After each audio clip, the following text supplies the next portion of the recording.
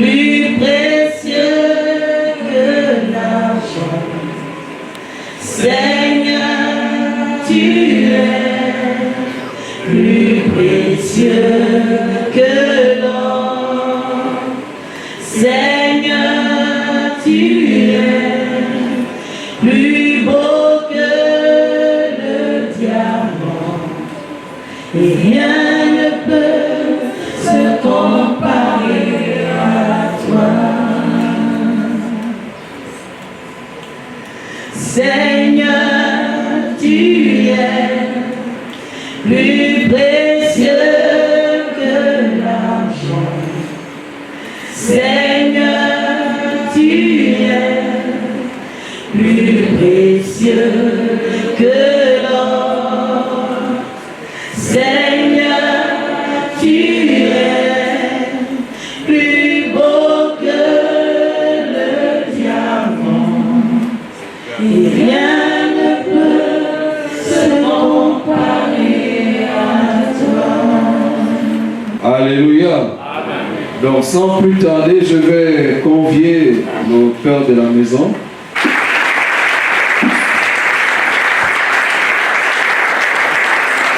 Shalom, shalom, shalom, shalom. Shalom tout le monde.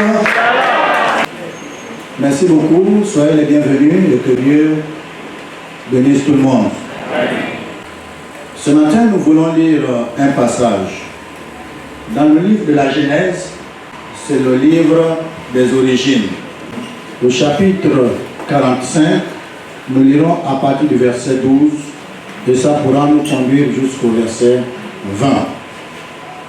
Vous voyez de vos yeux, et mon frère Benjamin voit de ses yeux. C'est moi-même qui vous parle. Racontez à mon père toute ma gloire en Égypte et tout ce que vous avez vu. Et vous ferez descendre ici mon père au plus tôt. Il se jeta au cou de Benjamin, son frère, et il pleura. Et Benjamin pleura sur son cou. Il embrassa aussi ses frères en pleurant. Aussi, après quoi, ses frères s'entretèrent avec lui. Le bruit se répandit dans la maison de Pharaon que les frères de Joseph étaient arrivés. Ce qui fut agréable à Pharaon et à ses serviteurs. Pharaon dit à Joseph, dis à tes frères, faites ceci, chargez vos bêtes et partez pour le pays de Canaan. Prenez votre père et vos familles et revenez auprès de moi. Je vous donnerai ce qu'il y a de meilleur au pays d'Égypte et vous mangerez la graisse du pays. Tu as ordre de leur dire, faites ceci, prenez dans le pays d'Égypte les chars pour vos enfants et pour vos femmes. Amenez votre père et venez. Ne regrettez pas ce que vous laisserez, car il y a de meilleurs dans tout le pays d'Égypte sera pour vous. Vous pouvez nous arrêter par là. Il s'agit de l'histoire de Joseph. Vous pouvez vous asseoir. Merci beaucoup. Je veux parler de deux choses sur ce que nous appelons, d'autres disent c'est la saison. Et nous voulons parler un peu plus ou moins de la saison de Joseph. Mais je ne sais pas trop, dans certains mots que nous utilisons, il est difficile de comprendre que la saison ne demeure pas toute la vie. La saison, c'est une période. C'est un temps. Et la saison change. Et quand nous disons c'est ma saison, je ne sais pas si nous comprenons que la saison va changer. Elle ne sera toujours pas ta saison, parce que si nous sommes en saison de pluie, et c'est ma saison, tu te réclames que c'est ta saison, la saison de pluie, sache que la saison de pluie se transformera un jour en saison sèche. Et la saison sèche ne sera plus ta saison, ça va être la saison de quelqu'un d'autre. Mais toutefois, par religion, nous disons toujours ma saison. Je voulais vous dire une chose, que la saison c'est un temps. Et si tu dis que c'est ta saison, tu rentres dans ce qu'on appelle le kairos. Donc le temps de Dieu pour moi. Il y aura un temps, tu ne seras plus pour toi, mais qui sera maintenant pour quelqu'un d'autre. Si ça reste en permanence ta saison, mais quand sera pour les autres. La saison est passagère.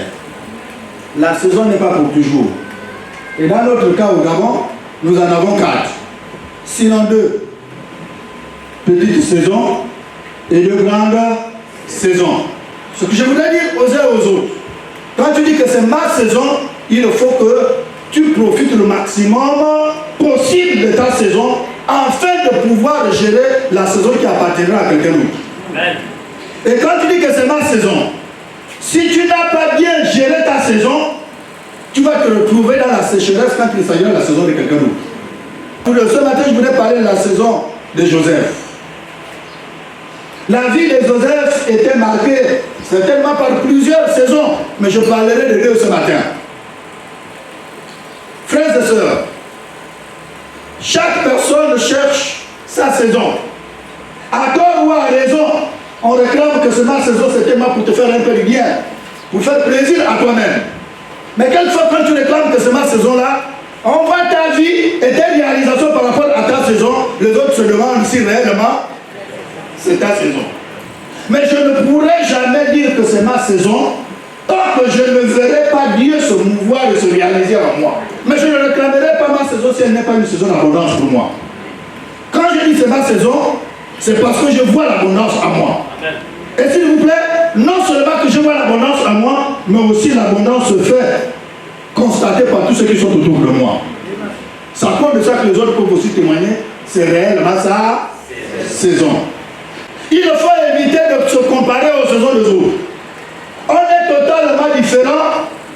Et même si on est tous dans la même saison, nous n'avons pas tous les mêmes réalisations. Et Dieu n'est pas obligé, s'il vous plaît, de nous bénir tous à la même saison. Chacun a sa saison. Il faut simplement que tu saches exactement quelle est ta saison. Et que tu profites le maximum possible. Frères et sœurs, il arrive que les gens, Dieu les a bénis pendant qu'ils travaillaient, et il a travaillé, il les a même donné des promotions et des salaires. C'était leur saison. Mais pendant que c'était leur saison, ils les avaient oublié qu'un jour, comme disent les autres, le fusil va changer l'épaule.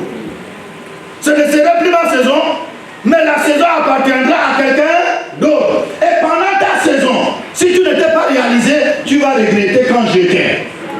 Ta saison, c'est la saison de réalisation. C'est la saison de réserve. C'est la saison de se préparer.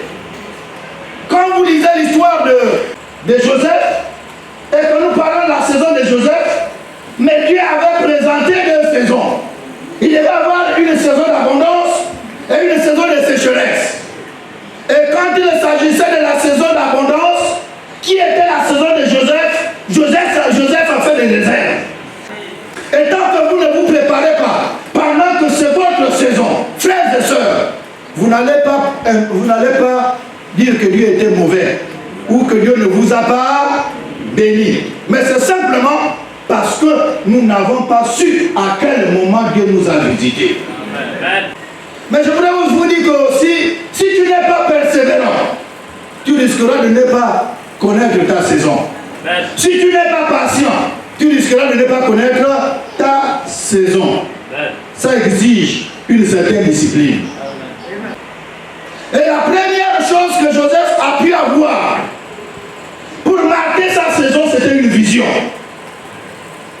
Je voudrais m'adresser à toi ce matin. Tant que tu n'as pas une vision pour ta vie, tu vas balloter de droite à gauche. Il n'y a pas de réalisation sans vision.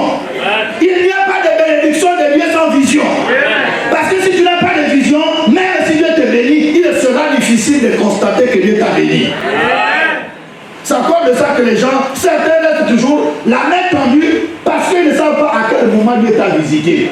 Il faut une vision de ta vie. Il faut une vision de ta famille. Même ton travail, il faut une vision. Amen. Il faut une vision d'avenir. Tant que tu n'as pas de vision, tu vas te comparer aux autres, tu passeras inaperçu. Quand tu n'as pas de vision, tu es ballotté par les visions des autres.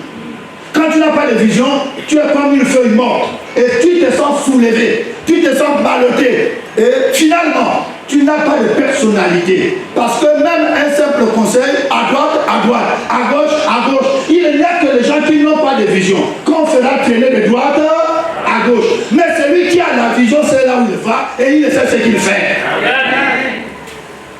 Je voudrais vous dire en toute honnêteté, même les ministères chrétiens que nous exerçons là, si tu n'as aucune vision de ton ministère, tu seras aigri. Tu seras jaloux. Tu seras complexé. Parce que tu n'as aucune vision. Ma vision n'est pas la vision de quelqu'un d'autre. La renommée de mon ministère ne dépend pas de quelqu'un, ça dépend de la vision de moi-même qui a le ministère. S'il te plaît, ce n'est pas quelqu'un qui doit t'amener plus loin. C'est ta vision qui t'amène plus loin. C'est pas quelqu'un, c'est pas un frère, c'est pas un soeur qui doit t'amener plus loin. C'est la vision de ton ministère qui t'amènera plus loin. La vision, s'il vous plaît, c'est pas ce que les gens disent de vous. C'est vous-même qui vous imposez la vision en fonction de là où vous voulez partir. Tous ceux qui n'ont pas de vision deviennent le fardeau pour les autres. Même dans nos propres familles, ceux qui n'ont pas de vision deviennent le fardeau pour ceux qui ont des visions. Mais ce n'est pas que ceux qui ont des visions là ont beaucoup d'argent. C'est seulement la vision, s'il vous plaît. C'est la vision qui donne la richesse. Amen. Mais la richesse ne peut pas venir sans vision. Amen. Il faut que tu aies une vision. Et c'est cette vision qui te produit la richesse. J'étais à un endroit. On m'a posé la question de savoir est-ce que je pouvais bénir un enfant que nous appelons généralement un enfant issu de la fornication. Et que les autres aussi peuvent appeler un enfant non désiré. J'ai dit, moi j'ai béni l'enfant, mais le nom que vous lui donnez, ça ne convient pas. Le péché c'est la père, le père et la mère. Le péché c'est pas l'enfant qui vient là. Si c'est un péché, logiquement ce qui est péché, on fait comment? Dites-moi, répondez clairement. Ce qui est péché, on fait comment? Donc si l'enfant est péché, on fait comment de l'enfant? Oh, si ce n'est pas de l'enfant, on le tue. Mais c'est ça la vérité. Même si vous ne voulez pas l'entendre, s'il vous plaît, on ne peut pas garder ce qui est mal. On ne peut pas garder ce qui est mauvais. Est-ce que vous pensez que l'enfant, c'est le péché? Non, le péché, c'est ce qu'ils ont fait. L'enfant ne... J'ai béni l'enfant. Donc, avant qu'on ne soit formé, Dieu nous avait déjà établi. Il avait déjà une vision pour chacun de nous. Je ne suis pas venu, s'il vous plaît, pour faire plaisir ou bien pour décorer la terre. Amen. Dieu avait une vision pour moi. Et c'est normal que moi j'ai une vision pour moi-même. À cet endroit, vous pouvez lire, s'il vous plaît. Jérémie chapitre 1, verset 5. La Bible déclare ce qui suit. Avant que je ne t'eusse formé dans le ventre de ta mère, je te connaissais. Et avant que tu ne fusses sorti de son sein, je t'avais consacré. Je t'avais établi prophète des nations. Amen. Donc même avant que tu ne sois formé dans le ventre de ta mère, Dieu te connaissait. Donc s'il t'a envoyé dans le ventre de ta mère, il te connaissait, il avait déjà une vision pour toi. Amen. Frères et sœurs, ce que je voudrais poser comme question ce matin, quelle est ta vision pour ta propre vie? Quelle est ta vision pour ta famille? Quelle est ta vision pour ton travail? Quelle est ta vision pour ton ministère? Mais faites attention, s'il vous plaît, il y a aussi les tueurs de vision. Même à l'intérieur de la famille, il y a les tueurs de vision. Joseph en a fait l'erreur. Il s'est fait une vision, mais il a été même chassé de sa famille. On a même prémédité la mort de Joseph à cause de la vision. Tout le monde n'est pas content de toi. Ne t'attends pas que même si on a l'église, s'il vous plaît, on a l'église, mais chacun a son cœur. Et dans les cœurs là, il y a les cœurs de jalousie. Il y a les cœurs de la haine. Tout ça là, nous sommes là. Il y a de ceux qui ne veulent pas voir les autres prospérer. Et il y a de ceux qui tirent les autres toujours en arrière. Quand tu veux te lever, assis-toi. Tu parles où? Tu es en conflit avec ta famille. C'est pas que la famille ne veut pas ce que tu veux faire, mais la famille ne voit pas ce que tu vois.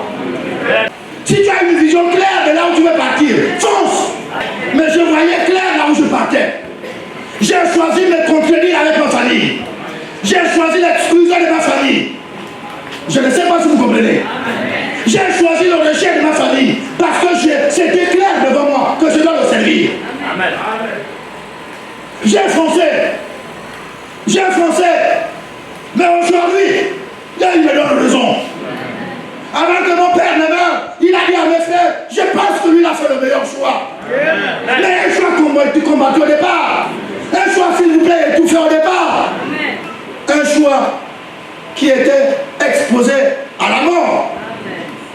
Mais s'il vous plaît, je ne dirai pas que ce sont eux. J'ai foncé là sans encouragement de quelqu'un d'autre. Ni de l'église, ni de mes parents.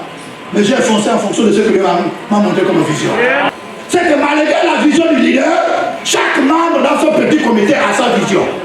Et vous voulez que l'église fonctionne comment? Dans votre famille, si chacun fait comme il le veut, ça va avancer? Répondez. C'est ce que vous faites dans l'église malheureusement. Au niveau de jeunes, ils ont leur vision. Et ils s'attellent uniquement à leur vision. Les femmes la même chose, les hommes la même chose. Mais c'est qu'on a mis là comme vision de l'église. Quels sont les acteurs? Ça reste la vision du pasteur. Mais qu'est-ce qu'il peut bien faire si le peuple qui est avec lui, si ses enfants qui sont avec lui, chacun a sa vision. La responsabilité qu'on vous donne à l'église, c'est pour aider la vision du pasteur à s'accomplir dans votre groupe.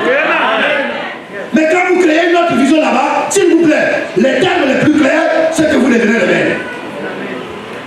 Et voilà pourquoi les choses à l'église, ça ne marche pas. Et le bouc émissaire, c'est toujours l'eau. Mais c'est qui vous a dit de faire? Qui a fait? Ça, c'est la sorcellerie.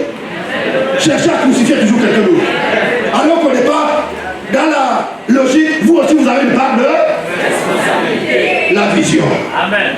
Je dis bien la vision. Un peuple sans vision, c'est un peuple sans fin.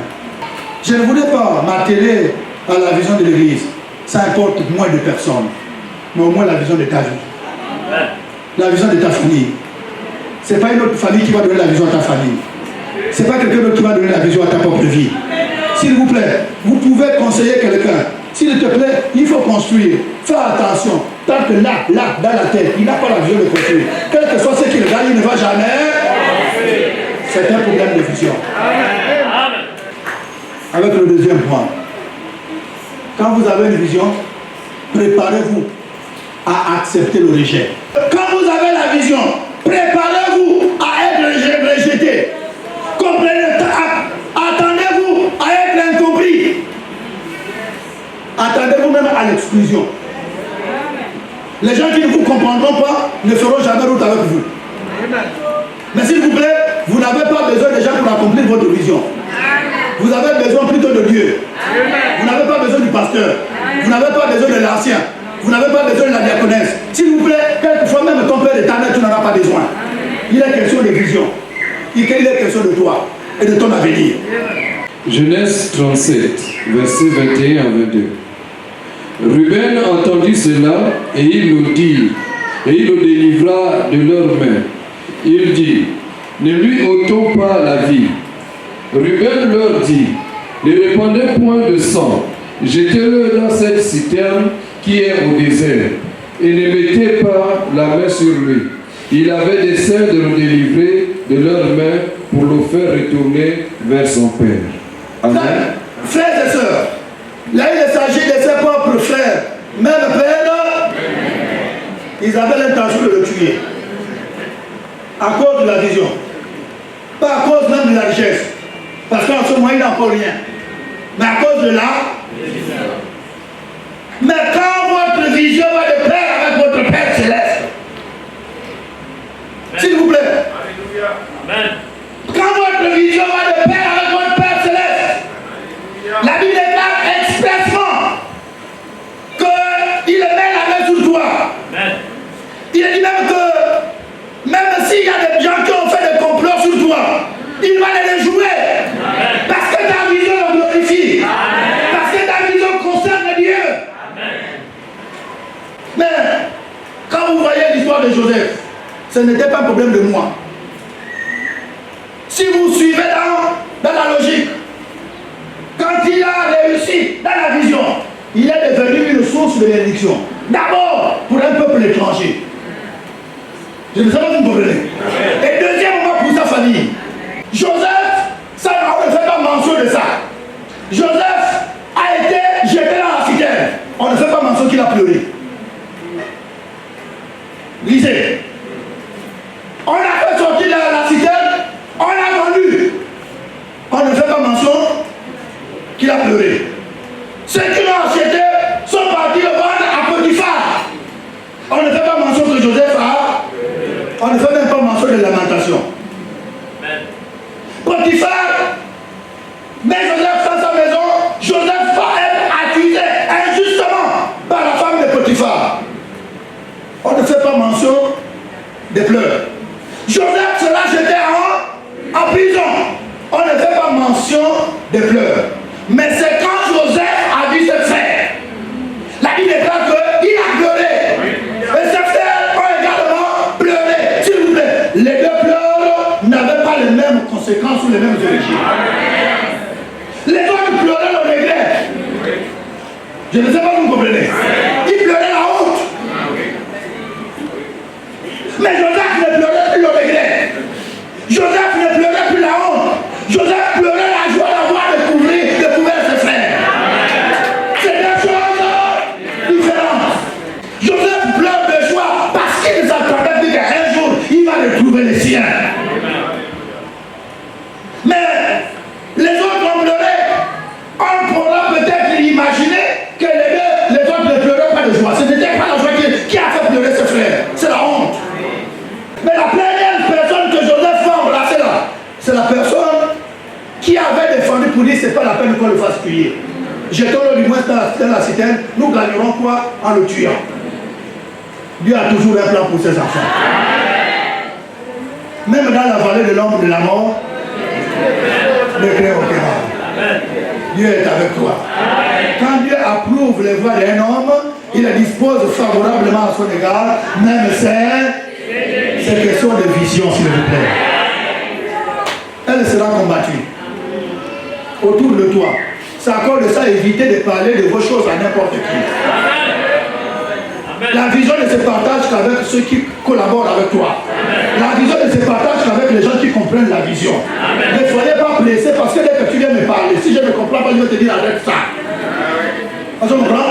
Et du fait que tu me fais confiance, si tu n'as pas confiance, tu t'arrêtes ça, tu vas arrêter. Et un jour, tu vas me dire que Dieu m'a oublié. Dieu ne t'a pas oublié. C'est toi-même qui as fait mourir ta propre vision.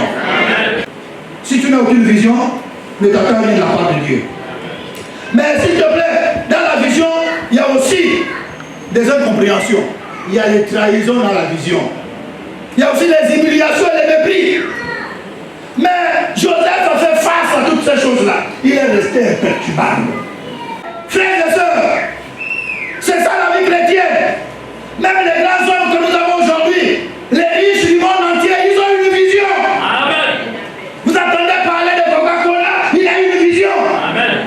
Quand vous lisez l'histoire de Coca-Cola, sa vision c'était de cocaïser tout le monde entier. Je dis ce qui est vrai.